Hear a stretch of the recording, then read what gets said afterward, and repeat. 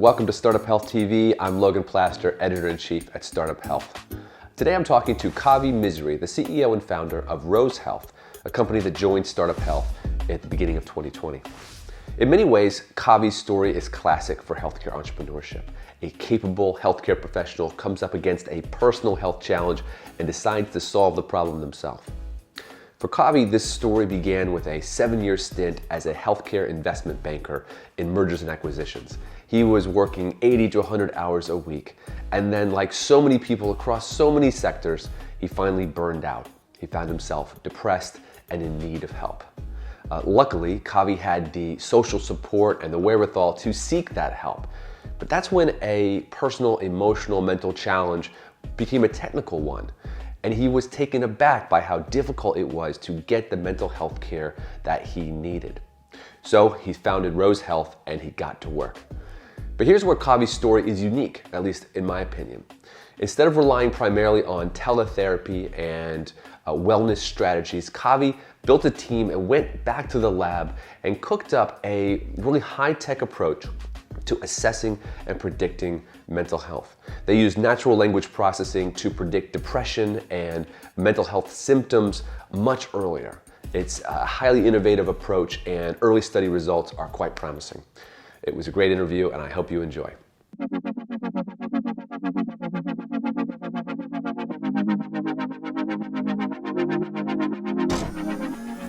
Kavi, thank you so much for joining me on Startup Health TV today. Really appreciate you taking a moment of your time. Of course, my pleasure, Logan. It's been an absolute pleasure being part of Startup Health, and was really thrilled to get your email to have this one-on-one time. So, thank you. So I know you're on a health moonshot mission to really revolutionize how primary care physicians handle mental health challenges. I know there's more to it than that, but at a high level. So I want to start with this question. What in your mind is broken today about our approach to mental health, particularly as it pertains to patients coming into their primary care physician? Sure. So, what we're seeing is that we're seeing that two-thirds of patients who are coming into the practice now are coming into the primary care practice have some sort of mental health condition. However, they don't have an outlet or they don't have an option of actually getting therapy. So what we're seeing is that 75% of antidepressants are actually being prescribed in the primary care office. However, that says a lot because there's too much of a demand for mental health service by a therapist and by a psychiatrist. However, there just aren't enough of a supply for that. And what that really means is that it leaves the primary care doctor to really be the first line of defense when it comes to mental health. And a majority of primary care doctors do not have the tools or the expertise in being able to handle a patient's mental health. And then given the concerns, or at least given the pandemic, we're seeing a larger increase of anxiety, depression, purely social isolation. So we now see from a historic point where 1/3 of patients who came into the primary care office had at least one mental health condition. Now that's doubled to 2/3. And that's where we see this large gap in being able to integrate mental health into the primary care setting. Because to be quite frank, a lot of these folks who are being seen in the primary care office don't have another option for getting help. It's either getting the antidepressant and then going home, taking the antidepressant, and then ultimately they're going back to the primary care doctor 3 months later, and then they're getting another antidepressant or an increase.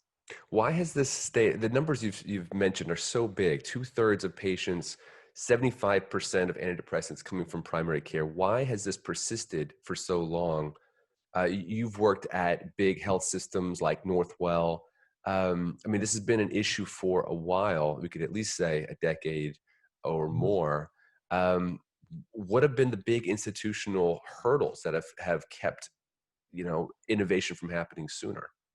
Sure. So it's been a combination of stigma, infrastructure challenges, and just pure access. I think when you think about access to mental health care, it's very complicated, and that's something that I found that it's difficult to not just access mental health care. It's difficult to just purely navigate the mental health care ecosystem. And that really gets in the way of the person who is actually going through an acute issue or going through an episodic issue. That's the last thing that they really need is to have a list of, if you go to your doctor or you ask for a referral for a therapist or psychiatrist, the response is you'd have to call the back of your insurance card. And for someone that's vulnerable and in that state, you can do that. It will be very difficult, but then what the outcome is that you'll get about 20 different names and 20 different numbers. You'll call 15 of them. 15 of them are going to voicemail. About 3 of them are just ghost networks where you don't even connect to anyone. Mhm. And you may get in touch with 1 or 2. The one may be does not accept your insurance and costs $250 to $300. And then the last one could be your only option. So you'll take it, but they're not available until 2 months later. And then more than likely, they're not a good fit. So that in itself, it really explains the problem that we're Yeah. seeing mental health. I know multiple people who have dealt with the exact situation that you just described and have told me, because they know I'm in the health space, how frustrating it is. So it's encouraging to know that you're seeing that problem, you're working on it. So this would be a good opportunity to sort of give the pitch of what Rose Health, what you've built, how it addresses that need. Yes, so I'll start with a little bit of background on how I saw the need and how Rose became to be what it is today. Rose was started about 2.5 years ago, primarily based on 2 realizations that I had. One was a pure market need realization, and the other was a personal realization. So my background was in healthcare investments. I spent about 7 years working as a healthcare M&A investment banker for JP Morgan and SunTrust. And then I transitioned over to a role at Northwell Health. At Northwell Health, I had an operating role in their strategy team and was fortunate enough to be part of building out Northwell's health insurance company called CareConnect. And at CareConnect, that's where I really saw the importance of digital therapeutics and how important they were for chronic conditions, specifically for cancer and heart disease, but then also seeing that there really weren't many digital tools, or if any digital tools available for mental health. And as a young executive, we saw on our weekly meetings, mental health would be something of major concern because our expenditure just kept increasing week over week because of pure decompensation of our members, and then also because of leakage where our members were going to outside the network. So I saw this large need for mental health on the business side, but what really took it to the next level was on the personal side. So after working the 80 to 100-hour work weeks for 7 years, I finally burned out. And it was at that point that I fell into my own depression when I burned out. And I learned very quickly that depression isn't a passive state. It might seem that way to people on the outside, but to the person depressed, it's an active state of pain that really takes over your entire body, from the tip of your hair all the way to the bottom of your feet. And it was at that point that I experienced mental health care for the first time. And I was just blown away by the inefficiencies and not just accessing care, but navigating the mental health care ecosystem as a whole. And I saw the same happening with my fellow friends and colleagues. And it was something that just was so painful that I wouldn't want my worst enemy to go through it. So I decided to do something about it. And that's where I leverage my experience as an investor, as an entrepreneur, but most importantly, as a patient to build Rose to what it is today.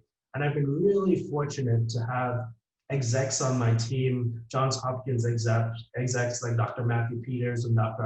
Adam, who have led the clinical direction of building Rose to what it is today.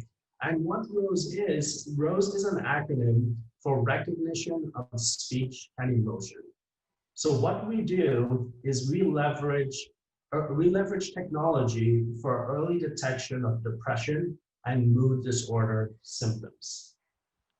And as how the process works is that we're a business to business to consumer model. Okay. So we sell the product directly to clinicians being therapists, psychiatrists, and mostly primary care doctors, since that is our focus right now. And then the primary care doctor would then direct the patient to use the Rose application. Once the patient downloads the Rose application, they would and asked to do two clinical assessments, the PHQ-9, the patient health questionnaire, 9 questions, and the general anxiety disorder, 7 questions. And that really gives us a really good understanding and a baseline of how the patient is doing.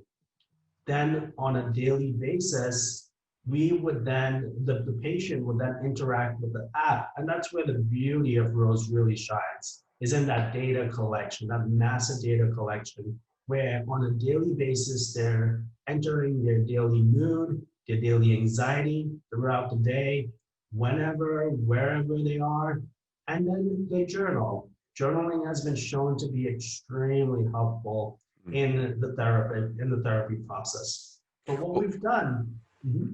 What would you say to skeptics who are really sort of married to the traditional mental health model with in-person therapy? What would you say to people who say there's no way that like a mobile app with automated check-ins and pings could help somebody with anxiety and depression the way that in-person could?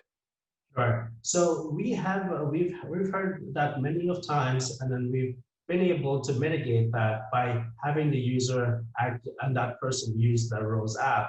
So Rose is meant to augment services. We are not meant to replace replace the clinician or replace the therapist or replace any part of the process. We're just making the processes much, much smarter. And that's really where the deep tech comes in, because what we really shine on is our in-house natural language processing system that we leverage during journaling.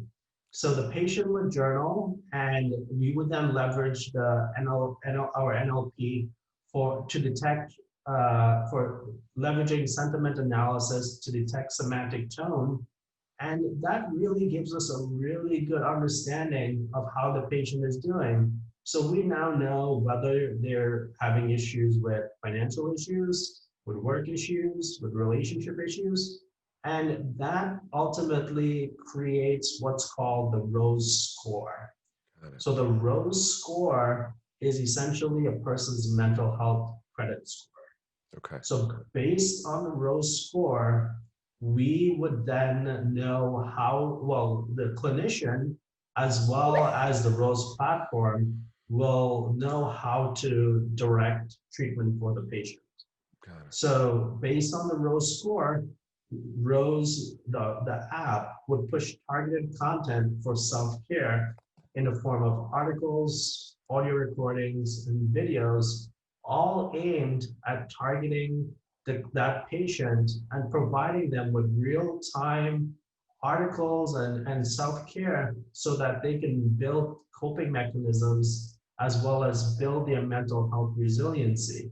So we understand it's the same as mental health and physical health is almost, it's important to integrate both, but it's similar. An analogy is similar to diet and exercise. It's like you can do your exercise, but then you can have a really bad diet, and then it wouldn't work. So what we do is we therapy, or in some cases, the primary care doctor. Yeah. And then we leverage the self-help and the coping mechanisms to help the patient through the process. Interesting. As you can appreciate, since you're in the market, the health innovation market for mental health is exploding. You've got a million wellness apps trying to help you through meditation tips. You've got teletherapy just linking you up over your mobile device with a therapist.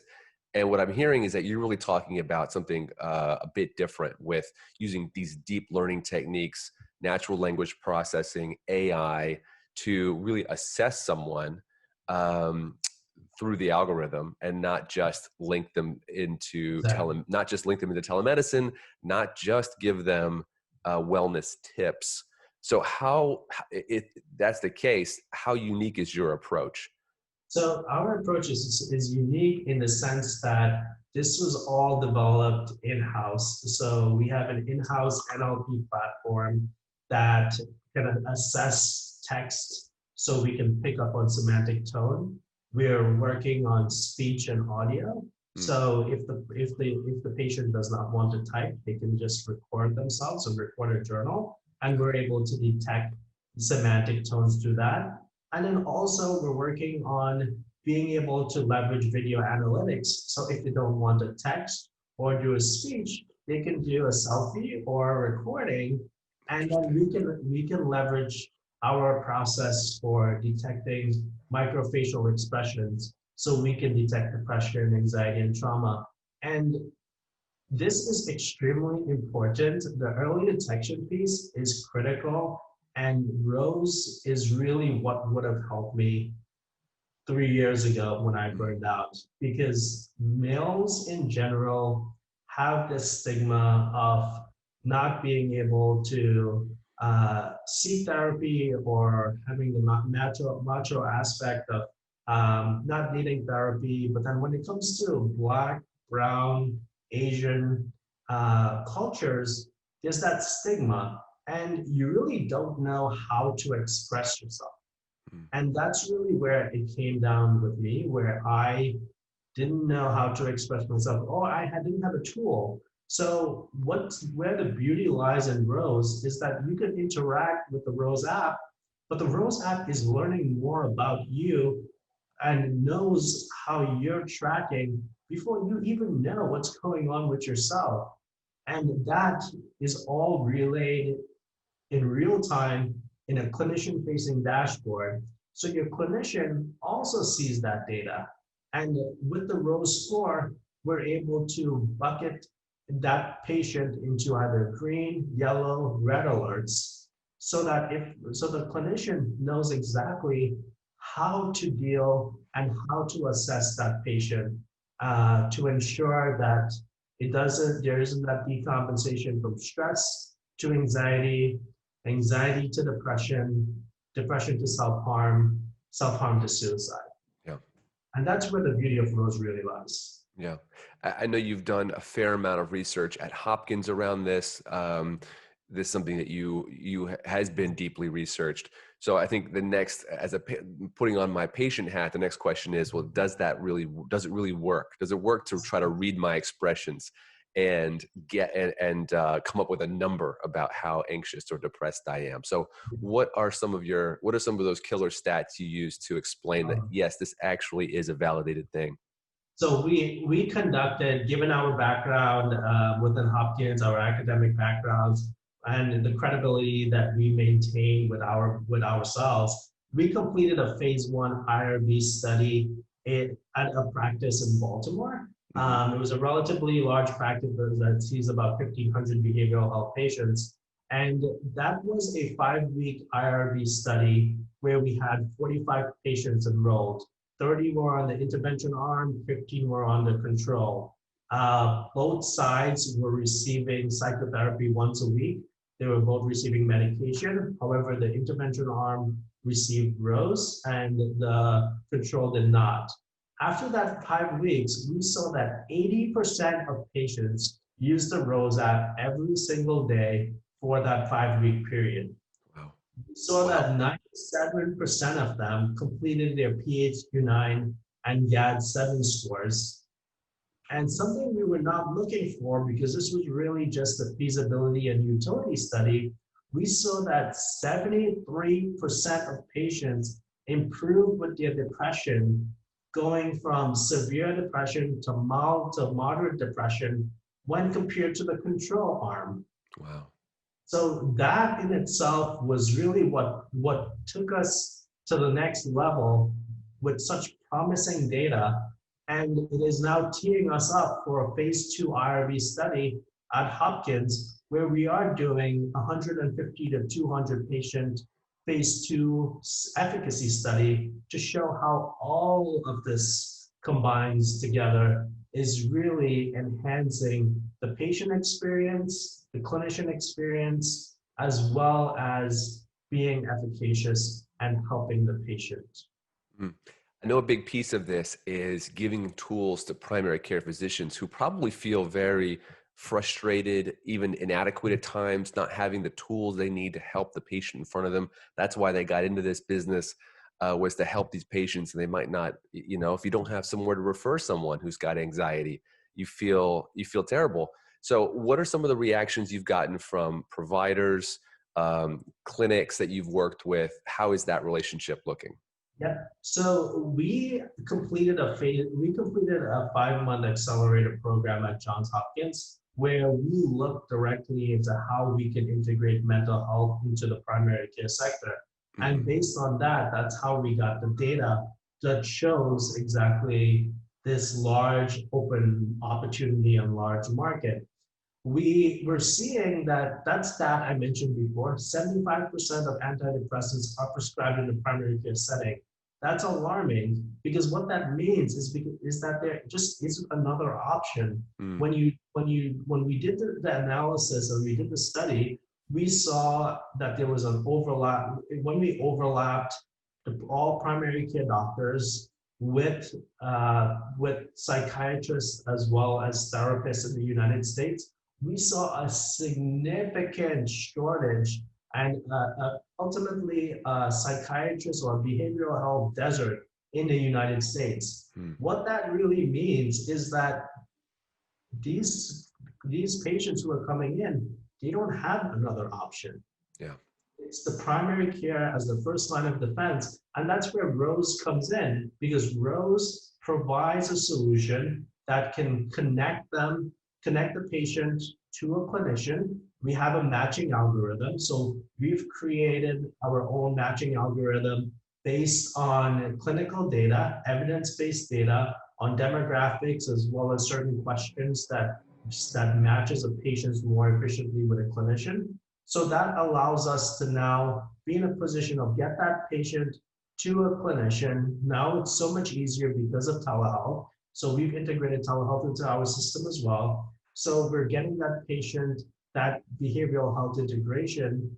But even if that isn't the case, worst case scenario, that patient just cannot afford therapy, cannot find therapy, we've built Rose to be sustainable enough that it is becoming a digital therapeutic where we can provide this deep tech to allow for providing coping mechanisms, but most importantly, building that mental health resiliency. And doing so in a truly scalable way, is what I'm hearing.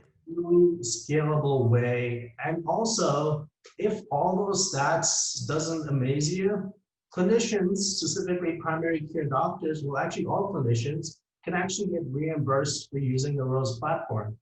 So they can actually get reimbursed using the remote patient monitoring codes. Clinicians can get reimbursed about $135 per patient per month.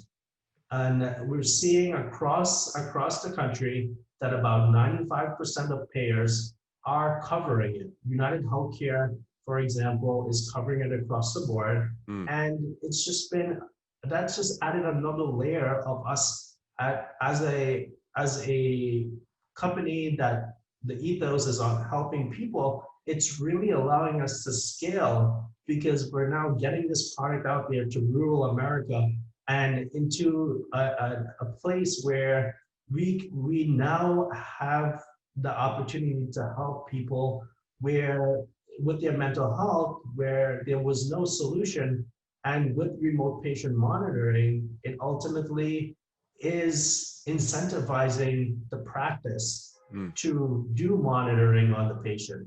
And the got it. beautiful thing about this is that 90% of the work is actually done by the medical assistant.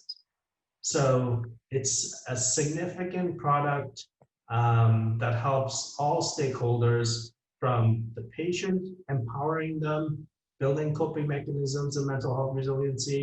The clinician can be satisfied and have better quality measures. And then also they're able to generate a lot of money, ancillary found money for services that they were already doing. And then the payer and health system, they're benefiting as well because that patient isn't seeing a decompensation and they're not ending up in the ER or they're not ending up in the urgent care. So Yeah. it's You, it's a beautiful you know, system. it reminds me of a conversation that we had at Startup Health. We do these weekly office hours with experts, and we had in a gentleman from a firm that does consulting in AI, and he talked about how the future isn't just in telemedicine; it's in smart telemedicine. And you're talking about scalable telemedicine, augmented telemedicine. If I was a patient or a clinician listening to this, I would say, sounds great. I want it. How do I get it? So the question with so many health innovators is about implementation. How have you rolled this out? Kind of who's using it and what's the expansion plan? Sure. So we have therapists, psychiatrists, and now we're going after the large open market of primary care to use the platform. We're leveraging a combination of the pharmaceutical rep model plus heavy digital marketing to get the product out there. Who's using it? We have 6 pilots that are in the works, Mm, with one with Brigham and Women's Hospital. We were one of 86 companies that they looked at and chose to mm. provide the Rose solution to their emergency department to help their frontline workers with physician burnout and building mental health resiliency. And For the physicians, not to prescribe to patients. Very exactly, interesting. only for the physicians, which in itself could be a niche market, but it shows the value of Rose in that it is a powerful device that can really help that anyone, specifically a physician. And we also have another pilot with HCA Healthcare, one of the HCA Healthcare hospitals, Coliseum Medical Center, where it's a similar approach. We're providing the solution to resident medical students, to help with their mental health and build mental health resiliency. And then we are in the works with Hopkins with 3 different pilots as well, to be Mm. able to integrate this into the child and adolescent market, into the Department of Psychiatry, and most importantly, into the primary care division of Hopkins. It sounds like the end of 2020 and 2021 are going to be busy years for you. Oh yes, Yeah. it's been years. It's been a busy time since day one, but it definitely a busy time, especially given our fundraising right now as well. Yeah. You're in the middle of a round. We are, yes. So we have a lead investor who has completed diligence. We're raising a 2 million round, and we have about 1 million and 1.2 million committed so far. So we anticipate closing the round at the end of October. How did COVID change your market, change the way people looked at Rose, and any of the adoption curves that you were looking Yeah. at? Yeah, so COVID ultimately gave us an opportunity that we probably would not have had uh, to roll this platform out. We grew 1,500% in within 3 months. 1500. 1500. Okay. And that was really through our aggressive digital marketing and just the pure need for a solution. You think about it, the Rose platform is the ideal situation for COVID.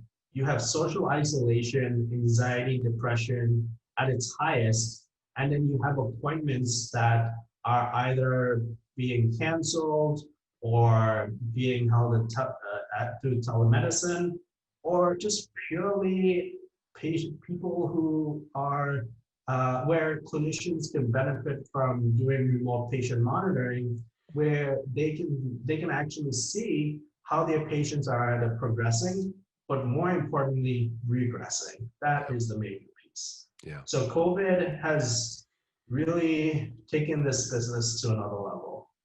Interesting. And I Well, think sorry. no, you go ahead. No, and I think it's a very defining moment for mental health. I think this is the beautiful time for telemedicine, where with this is the silver lining for not just Rose, but a lot of telemedicine, remote patient monitoring, big data, leveraging data. This is the opportunity we're getting to really show that there is so much potential out there in being able to leverage technology in healthcare, specifically in mental health care, to not just address the way that mental health care is delivered, but also just address purely the way that it's perceived. So we see this as a grand opportunity to really just fundraise and roll the product out there and get it out in the masses. Awesome. Kavi, to close, just on a slightly more personal note, you opened up about, dealing with your own depression. You're dealing with the stresses of being an entrepreneur, running a startup, burning the candle at both ends. I'm sure, what keeps you motivated during this time?